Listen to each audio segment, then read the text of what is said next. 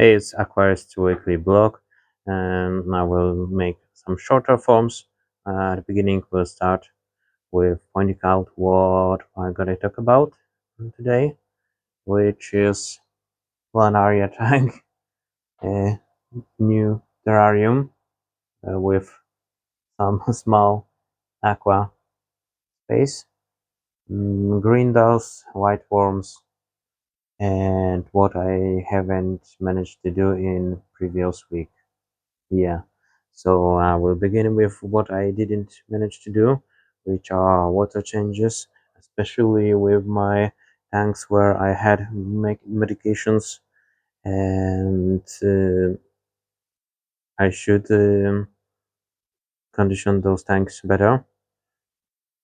Here was Odinos, Velvet Disease. Right now, those fish look quite good. I haven't noticed spots on them, those shiny silver spots. And that second tank as well, they don't have spots, but there are a lot of skinny fish, so probably there is additional disease. I will have to figure out which medicine apply in here as well. I don't want to kill snails, so we will have to be careful, especially that those planaria youngsters are growing and growing like crazy. They finally kicked in.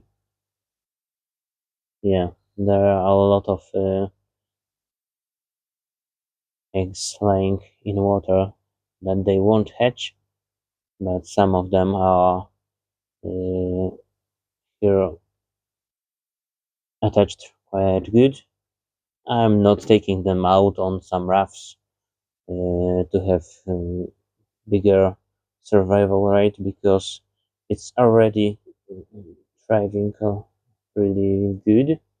I don't want to have them too much even, and I can't take them out to different tank to feed them heavier because there was that Odinos disease, and apparently there is something, yeah, like that one. Some of them, yeah, got fat bellies. Yeah, really hate to look at that condition. As for Grindals, I've mentioned it a few times that I had this soil like with Grindals a year ago or so, but for 8 months I wasn't feeding them, like I was on vacation, etc. And I thought they have died, they weren't in here, but as someone told me to just start feeding them again. Obviously, I before I put some more water to be it like more wet before trying. Strange, there aren't any. It's too old, probably. I have to throw it away. Yeah. Mm, it's disgusting, but I don't have any other idea.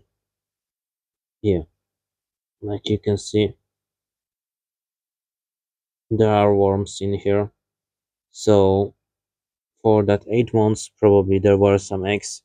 Uh, if they are born by eggs, I think so. Yeah, and probably by these 8 months they were hatching or whatever, and dying, I guess, and hatching again, etc. Not sure. But apparently they have survived in some idle mode. It's hard to feed them because if I get them too much food, it will mold as they can't eat a lot of. Yeah. I've added some springtails, orange one or red one actually, but it was like 2 days ago or yesterday, and there aren't much of them in here.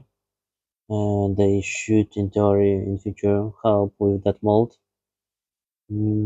But right now it's a living project. Okay, don't worry about me. I have washed my hand and there are white worms with white springtails, so more regular one as well. Like for what those springtails there are for 1 or 2 days. Mold is attacking it really heavily. Mm, you can see white worms in here. I'm not sure if will they survive in basement.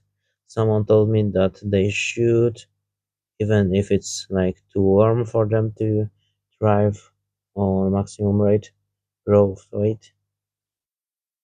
But we shall see. Right now it's winter, so it's in here 20 degrees Celsius, about 70 Fahrenheit.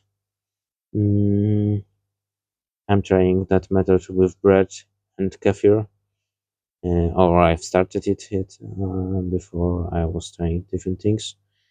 Uh, it would be better in some wine fridge, wine cooler, but I don't have such as equipment.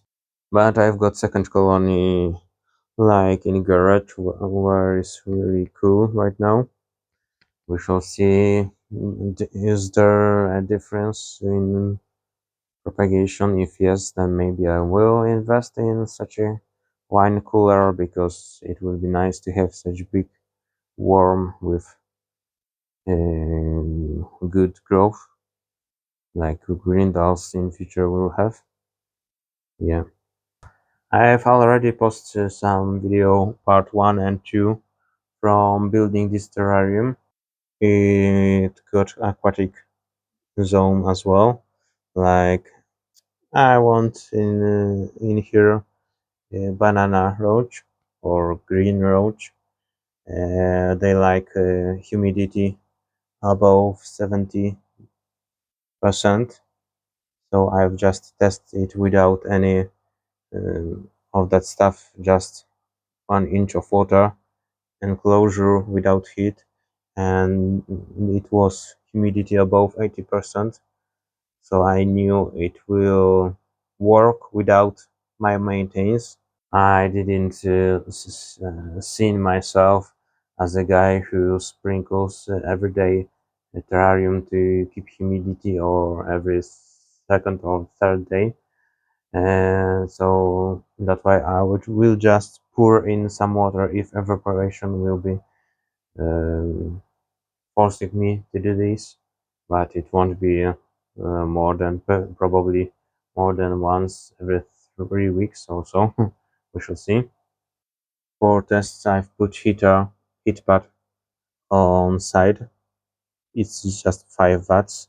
At the beginning, I thought it will be at bottom, but I figured out I don't want to heat all this water just to heat in that zone because those green roach as well like a warmer temperature.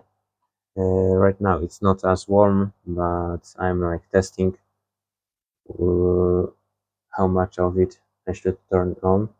Probably will turn it on maximum right now as it's in half way.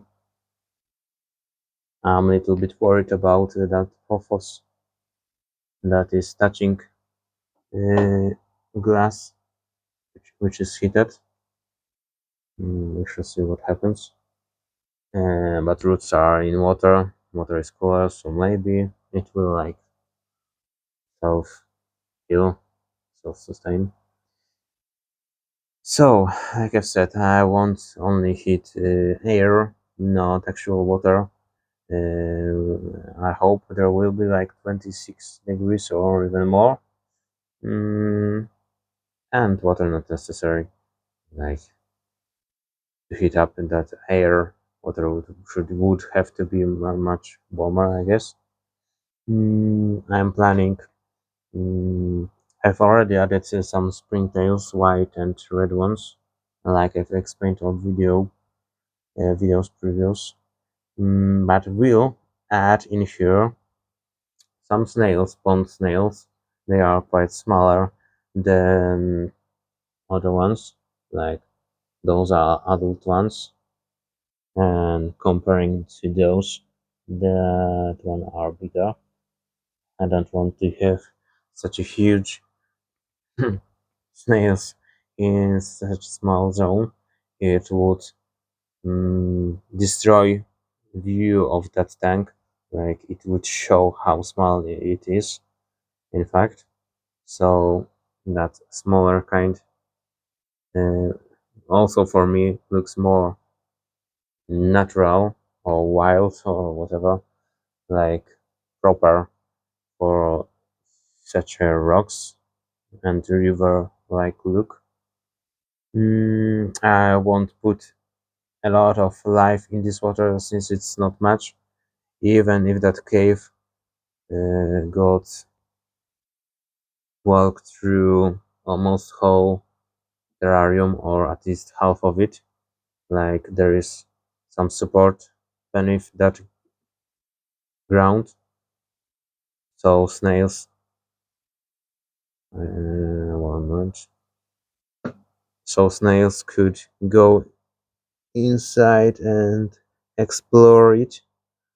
It's hard to see anything, but you can see it's not ending like right away. Right? Yeah. So definitely there will be few snails. I will feed them with fish flakes. Mm, obviously not much to not overgrow with snails. And as well, I thought I'm fighting in here with planaria. And for shrimps, planaria was bad in here. Like I don't have any small or very small amount of baby shrimps because of planaria, or I assume that's the reason. I've put that trap. I hope there are a lot of planaria in here. If yes, then I will move them in here. Mm, if like I've removed almost all Java moss, it's in here, waiting for further decision what to do with it. And those antler tigers probably could have eaten some planaria, but not all of it. Or maybe they didn't do it. Like I can see from here, even some small planarias and bigger one. Maybe that small one is like uh, rehealed planaria because if fish would eat half of it, another half within a week would have grown fat, etc. and alive. I'm not sure what's the story of that small one. Uh, like I said, I hope there are a lot of planaria in here because it's madness to keep them with shrimps. But here I can't put in here shrimps. It's like too small zone to keep it stable. Snails will thrive in here and like help me move that water to not make it stand and stink or whatever. Like Pothos got roots for whole length of it behind. He will take out some extra stuff from water, so I think it will be fine. I'm not sure how planaria with snails will live. Like big snails shouldn't be worried about planaria, I guess. But if they try to lay eggs and have babies, those baby snails could be potential food for planaria. I'm not sure. It would be nice to see what happens in such a more convenient to see environment without fish, without shrimps, without stress. And like probably that's it for this week. I try to keep it short, so anybody could actually see that video from start to beginning. Mm, as for checking that planaria trap, I will make short and publish it with opening it, and after that, as a part 3 of terrarium. I will move that planaria to terrarium and snails. But I don't have yet a banana worm, banana roach. So I'm like confused if I should create 4 parts of that terrarium or only 3. Probably I will split it in 4, as it's like I don't want to make it as well long. So summing up, those fish like and the tigers probably could have eaten some planaria, as there was like dozens of them, and now I can see only few worms in here. Or they are all in trap, but in trap was like very little, very small amount of food, like fish food, not actual meat or whatever, to force them go in. So probably there could be no planaria at all in that trap. Yeah. Last thing, like a few days ago, came finally chlorella from some different country. I have troubles to keep it in movement. I would have to turn on more power of bubbles, but then my pump would stop pushing air into those tubes with regular clean water from aquarium or tap water or whatever. So yeah, I've got backup of that were in my grow box where it's more light. Mm, Shortly, I will have to move it to bigger glass like container like this one. And for today, I will move that terrarium far behind.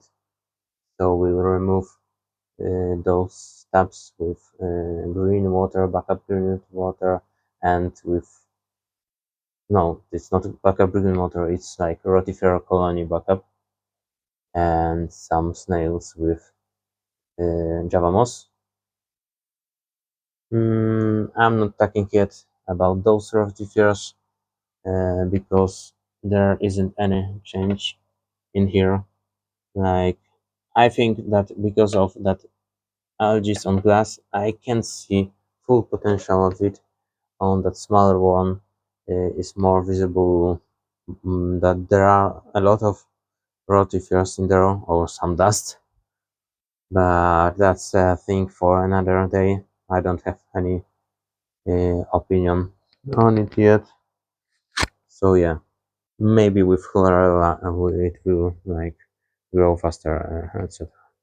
Thanks for watching. That's it for today, and check out that short with planaria because uh, if that blog video will be published, definitely that short planaria video will be pushed earlier.